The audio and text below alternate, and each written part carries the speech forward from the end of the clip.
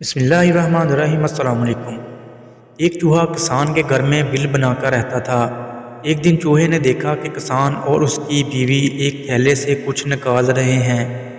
چوہے نے سوچا کہ شاید کچھ کھانے کا سامان ہے۔ خوب غور سے دیکھنے پر اس نے پایا کہ وہ ایک چوہے دانی تھی۔ خطرہ بھانپنے پر اس نے گھر کے پچھواڑے میں جا کر کبوتر کو یہ بات بتائی کہ گھر میں چوہے دانی آ گئی ہے۔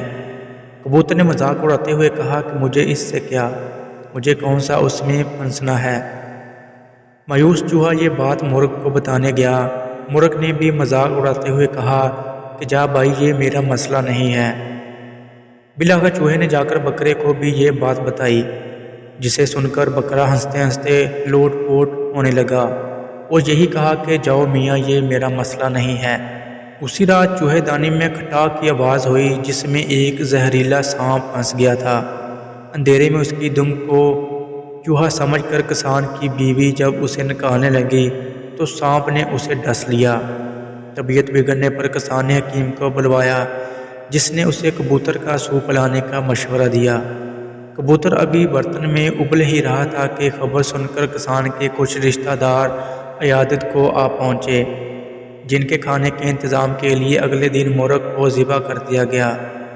کچھ دنوں کے بعد کسان کی بیوی مر گئی، جس کے جنازے اور تعزیت پر آنے والوں کی ضیافت میں بکرا کاٹنے کے علاوہ کوئی چارہ ہی نہ تھا، جبکہ چوہا تو کب کا دور جا چکا تھا، بہت دور۔ لہٰذا اگلی بار اگر کوئی آپ کو اپنا مسئلہ بتائے اور آپ کو لگے کہ یہ میرا مسئلہ نہیں ہے، تو انتظار کیجیے اور دوبارہ سوچیے کہ کہیں ہم سب خطرے میں تو نہیں ہیں، کیونکہ اگر سماج کا ایک حصہ، ایک طبقہ یا ایک شہری بھی خطرے میں ہے تو یقیناً پورا ملک خطرے میں ہے۔ ذات، مذہب اور طبقے کے دائرے سے باہر نکلیے، صرف اپنی ہی ذات تک محدود مت رہیے، دوسروں کا بھی احساس کیجیے، کیونکہ پڑوس میں لگی آگ آپ کے گھر تک بھی پہنچ سکتی ہے۔ اللہ حافظ۔